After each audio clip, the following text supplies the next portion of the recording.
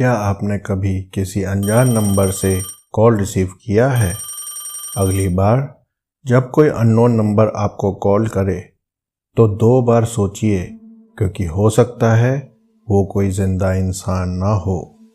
नमस्कार दोस्तों, आपका आपके channel the haunting nights official में हार्दिक स्वागत है। आज की कहानी राहुल की है, जो 27 वर्षीय आईटी प्रोफेशनल है। चलिए कहानी शुरू करते हैं। रात के करीब 2:30 बज रहे थे। राहुल अपने फ्लैट में अकेला बैठा लैपटॉप पर काम कर रहा था। बाहर तेज बारिश हो रही है और खिड़की से रह रहकर बाहर चमकती बिजली की रोशनी आ रही है। अचानक उसके फ़ोन की घंटी बजती है। स्क्रीन पर अननोन नंबर दिखता है। राहुल आश्चर्य से सोचता है, इतनी रात को कौन कॉल कर रहा है? वह फ़ोन उठाता है। दूसरी तरफ धीमी असामान्य सांसों की आवाज़ आती है। हेलो, कौन बोल रहा है? कोई जवाब नहीं, बस सांसों की आवाज़ जारी है। वह कॉल काट देता है और फिर से लैपटॉप पर ध्यान देने लगता है, लेकिन 30 सेकंड बाद फिर वही कॉल। इस बार वह थोड़ी घबराहट के साथ फ़ोन उठाता है। राहुल गुस्से में बोलता है, देखो भाई, कौन हो तुम? मजाक मत करो। तभी दूसरी तरफ से एक महिला की धीमी आवाज़ आती है, मानो वो बहुत तकलीफ में हो। राहुल के चेहरे का रंग उड़ जाता है। वह आवाज़ किसी जानी पहचानी की लग रही थी, लेकिन कौन? उससे पहले कि वह कुछ पूछ पाता, कॉल कट जाती है। अब उसके रोंगटे खड़े हो गए। वह फ़ोन लॉग चेक करता है, लेकिन कॉल हिस्ट्री में कोई अननोन कॉल नहीं दिखती। अगले दिन राहुल अपने दोस्त आदित्य को पूरी बात बताता है। आदित्य एक एक्सपर्ट ब्लॉगर है जो असली डरावनी घटनाओं पर रिसर्च करता है। आदित्य गंभीर होकर, यार ये कोई नॉर्मल कॉल नहीं लग रही। तूने चेक किया कि पहले इस फ्लैट में कौन रहता था? राहुल ने कभी इस बारे में नहीं सोचा था। वह बिल्डिंग के केयरटेकर मिश्रा जी से मिलने जाता है। जैसे ही वह उनसे पूछता है, उनका चेहरा पीला पड़ जाता है।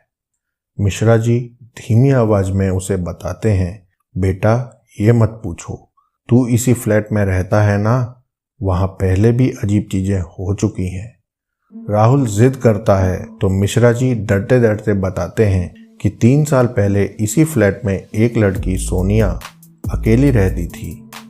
एक रात उसने अपने प्रेमी को फ़ोन किया, लेकिन फ़ोन के दूसरी तरफ सिर्फ उसकी दर्द भरी चीखें आईं। अगली सुबह वह अपने कमरे में संदिग्ध हालत में मृत पाई गई। उसकी लाश की हालत इतनी भयानक थी कि किसी ने भी उसका चेहरा ठीक से नहीं देखा। राहुल की रूह कांप जाती है, कहीं वो फ़ोन उसी लड़की का तो नहीं था। राहुल उस रात फिर से जाग रहा है, लेकिन अब वह पूरी तरह सतर्क है। रात के करीब 3 बजे अचानक कमरे का बल्ब हल्का हल्का फ्लिकर करने लगता है। तभी फ़ोन फिर से बज उठता है। अब की बार उसकी धड़कनें तेज हो जाती हैं। स्क्रीन पर अननोन नंबर लिखा है। वह धीरे से फ़ोन उठाता है।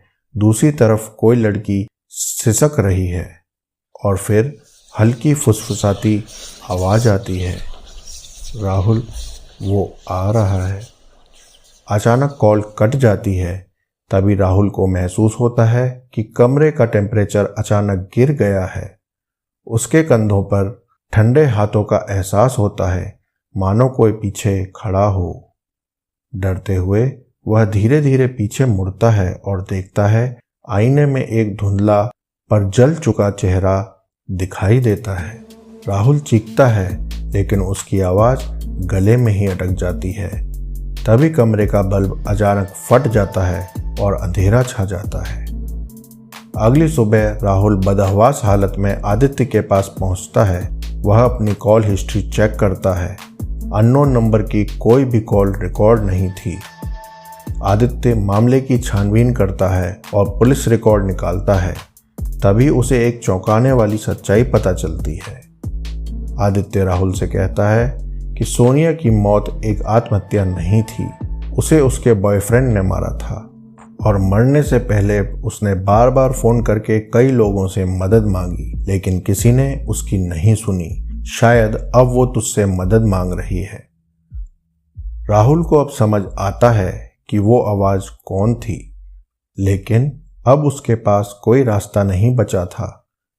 क्या सोनिया की आत्मा अब भी भटक रही थी या फिर वो खुद एक नए शिकार की तलाश में थी?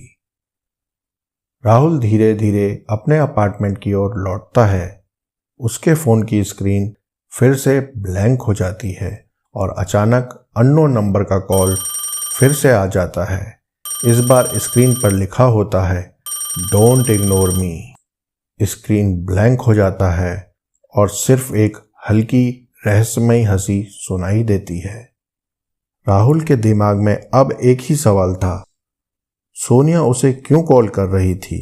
क्या वह सिर्फ डराने के लिए या उसे कुछ बताना चाहती थी? वह अब इस रहस्य को पूरी तरह सुलझाने की ठान चुका था। वह आदित्य के साथ पुलिस स्टेशन जाता है और सोनिया की मौत की पुरानी फाइलें निकलवाता है। रिपोर्ट में साफ लिखा था कि सोनिया की मौत आत्महत्या नहीं थी, बल्कि हत्या थी। उसका बॉयफ्रेंड विक्रम, जो एक प्रभावशाली बिजनेसमैन का बेटा था, उसे अक्सर मारता पीटता था। सोनिया ने ब्रेकअप करने की कोशिश की थी, लेकिन उस रात विक्रम ने गुस्से में आकर उसे मार डाला और हत्या को आत्महत्या की तरह पेश किया। लेकिन सबसे चौंकाने वाली बात यह थी कि विक्रम अब भी खुलेआम घूम रहा था, क्योंकि उसके खिलाफ कोई ठोस सबूत नहीं था। राहुल को समझ आ गया कि सोनिया की आत्मा तभी चैन पाएगी जब उसे न्याय मिलेगा। वह आदित्य के साथ मिलकर सबूत ढूंढने की ठानता है। राहुल और आदित्य सोनिया के पुराने कॉल रिकॉर्ड खंगालते हैं। उन्हें पता चलता है कि सोनिया ने मरने से पहले पुलिस को कॉल करने की कोशिश की थी, लेकिन कॉल पूरी नहीं हो पाई थी। लेकिन उन्होंने विक्रम के साथ आखिरी बातचीत की रिकॉर्डिंग को ट्रेस कर लिया। रिकॉर्डिंग में साफ सुनाई दे रहा था कि विक्रम उसे धमका रहा था और फिर अचानक सोनिया की चीख सुनाई देती है। यह सबूत काफी था विक्रम को गिरफ्तार करवाने के लिए। राहुल और आदित्य तुरंत पुलिस को सूचना देते हैं। पुलिस विक्रम को गिरफ्तार करती है और कोर्ट में उसे सोनिया की हत्या का दोषी करार दिया जाता है। अब सोनिया को आखिरकार न्याय मिल गया था। अगली रात राहुल अपने कमरे में बैठा सोच रहा था कि क्या अब सब खत्म हो गया। तभी उसका फोन फिर से बजता है। इस बार स्क्रीन पर फिर से वही अननोन नंबर दिख रहा था। राहुल ने धीरे धीरे कॉल उठाया।